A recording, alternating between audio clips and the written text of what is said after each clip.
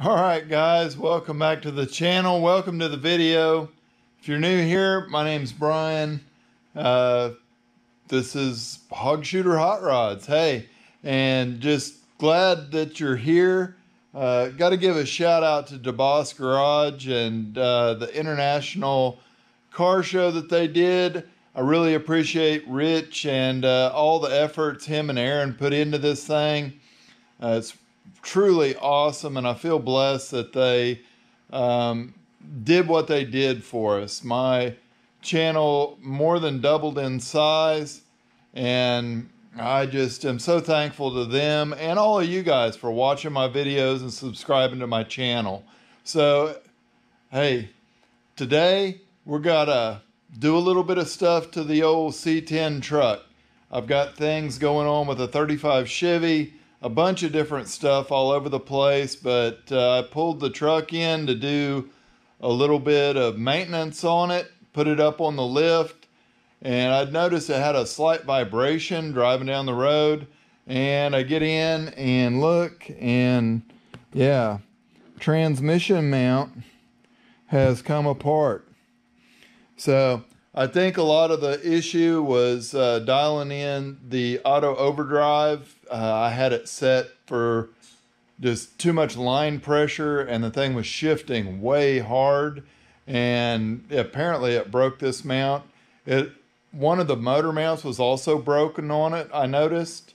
So I've ordered new ones. I've got the truck out on the lift. So hey, let's go put these mounts in real quick.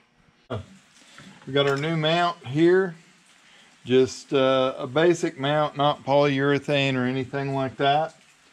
And you see it's sitting in here, and there's a little distance in between it and the transmission. It's because I've got it on the lift and the rear end is dropped all the way down. More on that later, maybe. So things I'm gonna do is try to get the bolts started in the case of the transmission first, which they're pretty simple, just a couple of 3/8 bolts. Go in here, I hope.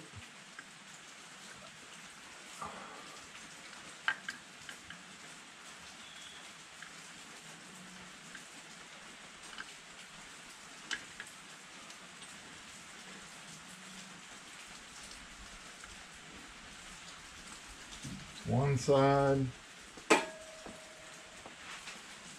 with the other side.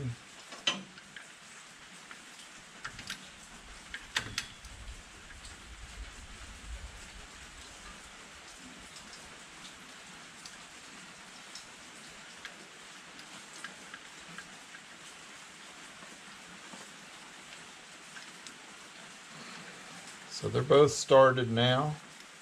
Got them. And then my mount is over, the whole transmission's over a little bit. So I don't know if I'm gonna have to put a strap on it and pull this thing this way. If I can grab it and just shove it that way. Yeah, I can move that easy enough. Get this up in here.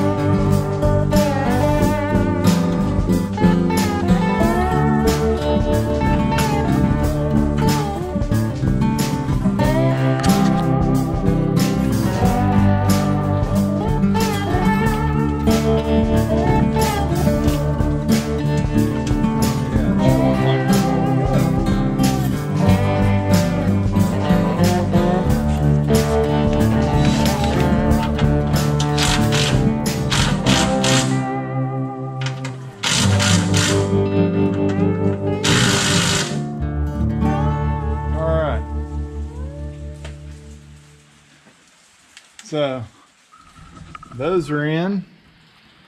Then you can see up here, see how the bottom bolt there is almost covered up. The mount looks all squished. Yeah, that motor mount's broken. The other side, it looks like it's starting to come loose as well. So pretty much we were driving this truck down the road with absolutely nothing holding the motor in. No wonder it vibrated a little bit. So I'm gonna probably have to change my setup. I mean, I come up with this super sketchy setup here because I just needed to get that trans a little bit closer where the drive shaft comes through this center cross member here. Well, with it on my lift, that hits and it kind of picks the transmission up a little bit. It's not very much, but just enough to mess us up. So we're gonna have to get this thing down, and I'll probably have to get the engine hoist out or figure out a way to raise the motor up with it on the lift here. Hate to lift anything up while it's suspended like this because it would really suck to flip a truck off the lift. Okay, so here we are in the engine compartment. I have my engine hoist hooked up on, of course, it's on a head bolt on this side of the engine. What we've got to do is we've got to get this motor mount out of here. And it's not too bad. There's 3 bolts that attach it to the engine block and 1 bolt that goes through the center of this engine stand. Pretty straightforward, but I tried to loosen some of these while it was on the lift, and I must have put the 5 ooga-loogas on it because it is super tight. We're gonna work on getting to those, get them all freed up, and see what we can do. As I pick up the engine hoist, you can tell, yeah, those mounts are totally gone. So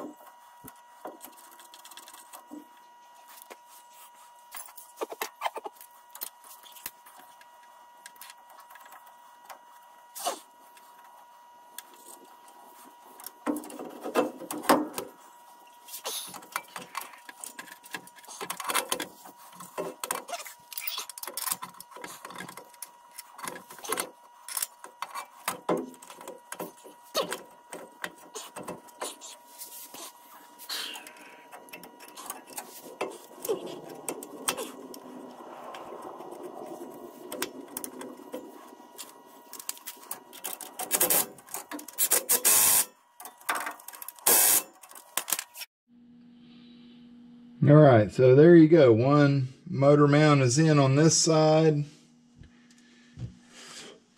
I got the motor mount in on the other side as well over here. It saw me like almost completely tightened this last bolt a second ago. It's really close to being good now. What I found was, even if I was struggling with the air ratchet, I made more progress struggling than I did with the wrench down here like I'm doing right now. These bolts, the new mounts are have a little bit more rubber around them, so they're a little bit tighter to get into. But hey, it all worked out. I have both sides in. I did have to pull the starter out of the truck. And let me tell you, leave enough length in your old starter wire there so that you can drop the starter completely down. Makes it much easier to get it out. Well, all right, guys, as we've got done with that, I mean, I've got the carnage here. This motor mount, it was not all the way separated yet, but close. This one, you saw it, it all came out in two pieces. So yeah, I think that goes to pretty much tell you don't put used motor mounts in when you do a swap. Go ahead and spend the, I think it was $28 to buy everything, both engine and transmission mounts.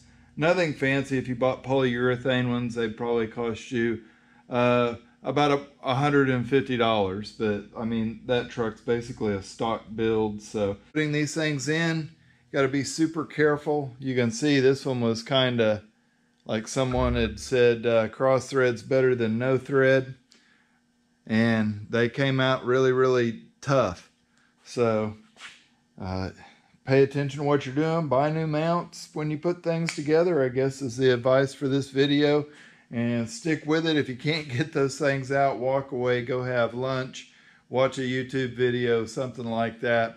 Any rate, give it a thumbs up. So consider subscribing to the channel, guys. A lot of new subscribers. I really appreciate that. And hey, until the next one.